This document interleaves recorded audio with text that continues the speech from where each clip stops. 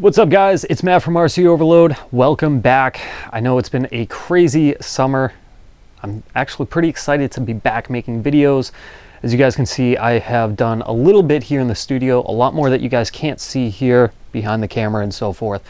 But all really just to restructure how RC Overload's going to be and to reorganize some stuff and make things look a lot better on video. I know real quick here before we get into today's video, I know you guys have probably seen that the video might seem a little on the darker side than normal. We're actually still in the middle of putting in some new lights here as well. We have some new ones already set up that some of you guys may have seen, but we're going to get some more put in here hopefully in the next couple of weeks. So in the next few videos, just bear with me. I'll try to work it out with the exposure on the editor and on the camera as best as I can. But for now, this is how it's going to be. Also, secondly, I have picked up a mic, a clip-on mic, as you guys can see. Tap, tap, tap. This hopefully will make a lot more clear sound to you guys, hopefully hear everything better. I may need to tweak things a little bit but from what I can tell, this is actually a good standpoint on it, because now I can actually turn myself completely around and it pretty much sounds exactly the same, which is nice, so that way it doesn't fade away when I'm still talking to you guys. So like I said, I picked up quite a few new things, done some new stuff here in the studio, and I'm pretty stoked to get back to making videos. But let's put all that aside here and let's get into today's video.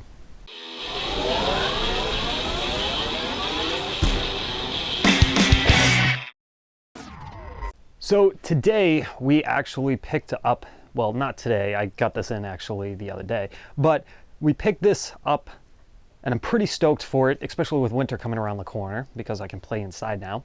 But what we have is the newest Proline Racing 1/25th scale ambush 4x4 mini scale crawler. I am actually pretty excited about this because of what they've put into it and the detail that's in it as well. So today we're going to open this thing up, we're going to show you guys the truck, and we're going to go over a little bit on the outside of the box so you guys know what to expect. So with that being said, let's get you guys a little bit closer and let's do a quick little overview and unboxing. Love how they did the clear covering here so you can actually see what's inside. I'll give you guys a little bit of a close-up here. Sorry for the glare. But that is awesome. So when you get it, you can actually kind of see what it is that you're getting. You can see all the detail in there. And it even comes with a cool little cardboard crawling piece. Now on the back side, it will give you all the information about the standard equipment, the charger, the pistol grip, transmitter, the body, tires and wheels, but we'll get more into that again once we get inside of this. On the other side here, we have specifications and what it actually entails inside this box. It comes with everything: battery, transmitter, the truck, painted body, some tools, and even looks like some AA batteries as well, which is nice, so don't need to supply anything yourself. And for those of you that are curious as far as the specifications of this truck, the actual length, the overall length bumper to bumper is 7.80 inches. The width from the outside of each wheel is actually 3.75 inches. And the wheelbase is actually 4.52. And I'm going to keep saying actually. The overall weight is about 0.68 pounds, so a little more than half a pound, which is pretty light for an RC truck. But let's get into this, because I'm eager. I want to see this thing. Now the truck is actually attached to the cardboard itself, like so. We'll get into that stuff here in just a second. So the tray should, yep, the tray slides right out. Truck is tied down with a couple of twisty ties, so we'll take those off. Check this thing out. This is actually pretty cool looking. Oops, sorry.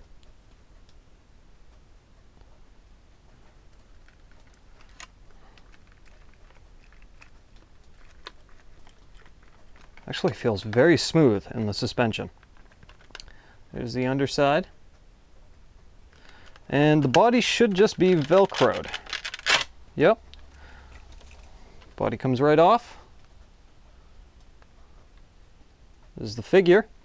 And to give you guys an idea, as far as some of the graphics go, the stickers, there's even some, if you guys can see, on the dash inside of there.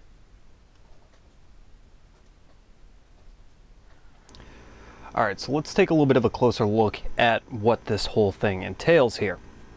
The first thing you guys are going to notice, which I noticed right away when I saw the box, was the smaller version of the flat iron tires. These are the exact tread pattern and everything, it's just in a smaller size. Basically, you could actually consider this entire truck a scale version to the full 1/10 scale. But, like I said, this is the actual flat iron tire, just in a smaller size. And as you guys know, I run the same tire on my original SCX-10, and I absolutely love them. They seem to grip on everything. I have no complaints with these tires, so it's pretty cool to see them on something this size. As far as the wheels go, these are the replica Denali wheels. However, they are not true beadlock. Though they look like it because they're the Denali wheels, they are not true beadlock. These wheels are actually, the tires are actually glued to the wheel itself. This is the backside, obviously, and as you can see, it is a solid axle design. It is a locked setup in this, so there is no individual play. For those of you that don't know what a locked differential means, the actual power comes off the drive line here to the top and then goes down to the bottom gear. The pinion basically goes to the main gear. A little bit of a different design than most of us are familiar with the full 1/10 scale trucks, but it's more of a worm gear design.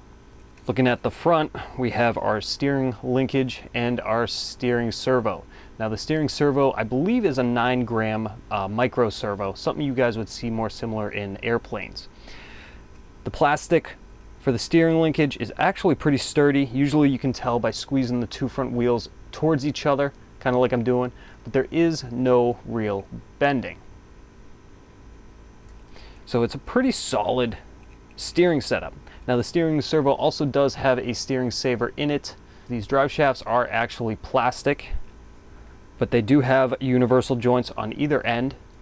We have the leaf springs, which is a basic leaf spring, which is a basic leaf spring design, as you guys can see. Does not take much to make them bend. Has actual shackles in it, make it move. Very cool setup. The shocks are extremely tiny. You guys can see that. All right, there's the shock. But there isn't any real play in it, which is awesome. Actually, for the size of it, this is some decent shocks. I've definitely seen worse in full size. Moving on from that, the C-frame is actually 2 C-frames put together on each side. This is more of a rigidity setup, I believe. Keep things nice and sturdy in the entire truck. You'll also notice that it does have braces on the back side here that cross on both sides to help keep the back end together from moving around. That is just below the ESC and receiver, but we will get to the electronics here in just a moment. You guys will notice the scale bumpers. Again, these are plastic bumpers, but extremely durable. No play in either bumper. What's cool about the front one is it actually has a slot. Maybe, just maybe, we could use a second micro servo and create a winch. That would be kind of cool. Micro winch. So moving on from that, like I said, basic frame, drive shaft system. Seems very solid in all honesty. But moving on to the electronics here. This is your battery compartment. The battery actually will slide right into this, click in, and you have your on and off switch right behind it. Now the motor, as I had mentioned before, is extremely tiny. It is about the same size as my thumb. This is a brushed motor, so it can handle a little bit, it can handle going in water. They do say that the electronics are not waterproof, but they can handle a little bit of splashing and a little bit of water on it. But I wouldn't recommend submerging the whole thing. The ESC and receiver are actually built into one unit here on the back. As you will notice, there is the bind button right there and an LED light as well. You have your identification for what the plugs are on each. The white plug is actually your battery leads and your motor lead wires, okay? So the big white one will deal with main power.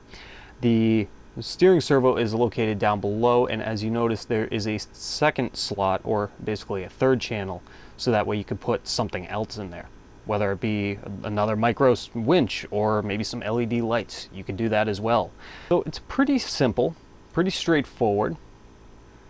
You need to work on it. Everything's right out in the open. Very tiny screws, but still very impressed overall. Quality of the truck for being something this small is extremely durable. This is stuff you would actually normally find in a 1/10 scale truck. And as we were stating before, you have the Velcro right here above the receiver and ESC and right above the battery tray right in the front. Now the Velcro is also on the body in the back and in the front, so it's just simply line up the Velcro, push down, and there you go. Velcro holds in.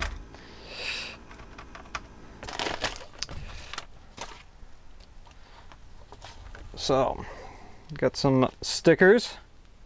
Not entirely sure what these are for yet. We'll find out. Then we can now change the blue striping on the body here to anything that we want, either green or red. I think I'm gonna leave the blue on there for now. And then we have the instructions booklet. Tells you everything about it. How to disassemble it, part numbers, how to adjust the transmitter, exploded diagrams, and a complete parts list, some more exploded diagrams, and troubleshooting in the back of it. What else do we got? Aha! Charger and battery. So, comes with some generic AA batteries for your transmitter. Your battery, which is a 3500 milliamp. Whoop, try to get that to focus in. Yeah, there we go. 350 milliamp 2S LiPo battery. Full out on the throttle, complete, holding it full out all the time is about a half an hour. If you're crawling, they're averaging about an hour, give or take, of runtime with this one battery, which is really good. But there'll be more. You can get those here soon. You have your charger, which is actually a USB adapter, so you can plug it right into your computer or anything that takes the USB. It's great for my truck because I have a USB adapter in my truck, so I can charge this thing up on the go when I'm going places, maybe going to work, take a little break, whip this thing out and go have some fun in the parking lot or whatnot. Also comes with a little tool, take off the wheels and other sorts. All right, so nothing else in the box. Box is empty. Now,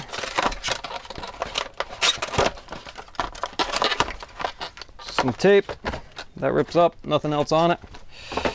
But here we have our controller, which, I mean, I almost think that that's pretty darn close to a full controller, other than it would probably just sit up a little bit higher. But that's pretty good. Feels pretty solid. Fits well in my hand. I can still even one-hand it, like I do with all my videos. But on the controller we have your steering adjustments, which are push buttons. You have your throttle adjustments, again push buttons. Up here we have steering and throttle reverse, so we can put it into a reverse. And then we have our selector here in the far, would be your far right hand corner, for your speed. So you can actually select it more for a slower crawl, medium, or high speed. And all that is basically doing, from my understanding, is when it's on the low crawl, it's basically limiting your throttle to about 50%. So it would only be about that much. Whereas if you went up to medium, it goes about 75, I believe is what they said. And if you went to 100, it would, well, high speed, you have full range. Even though on the lower settings, if you pull, you're only going to get 50% of the actual throttle, even though it's full. So hopefully that makes sense. Third channel button here as well. And if you ever lose your bind, on the back side of the controller is a bind button right here. And I'm sure the instructions will tell you exactly how to do that. You have your power switch on the back and your batteries, which for the 4 AA's. All right guys, so we're gonna do a quick little run here, but I just wanted to go over a couple things here when you get it. The charger, which I have charging here because I have a nice little strip behind this thing, makes it nice and easy. But the charger, unfortunately you can't see it because it's not plugged in, but the charger itself will, up here, will glow red. You'll see it through a couple little tiny holes. Come on, focus. You'll see it through those two holes will be red when this battery is charging, and it'll turn green when it's all done. We're gonna start this off. We're gonna do a couple of speed tests here on the table to give you guys an idea as far as how fast this thing goes. This is on the lowest setting. So that's full throttle on low.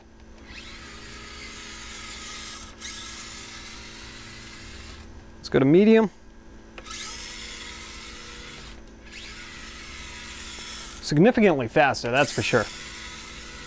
Okay, and then high, which again is all by the selector on the controller.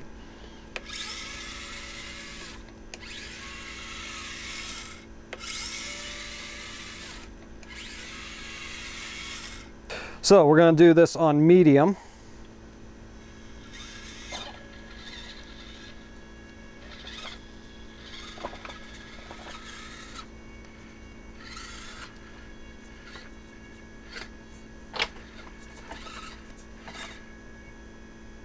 Gun it. Nice. Yes. All right. So don't forget, you guys, if you are interested in getting one of these, you guys can save yourselves 10% at ProlineRacing.com using the coupon code RCOverload10. Just remember to put that in at checkout and you guys will save yourself 10% on the entire order. So that's it for now. I'm gonna go finish charging up the battery on this and go have some fun. Oh, that could end poorly. Ah! All right, guys. Till next time, I'll see you guys later.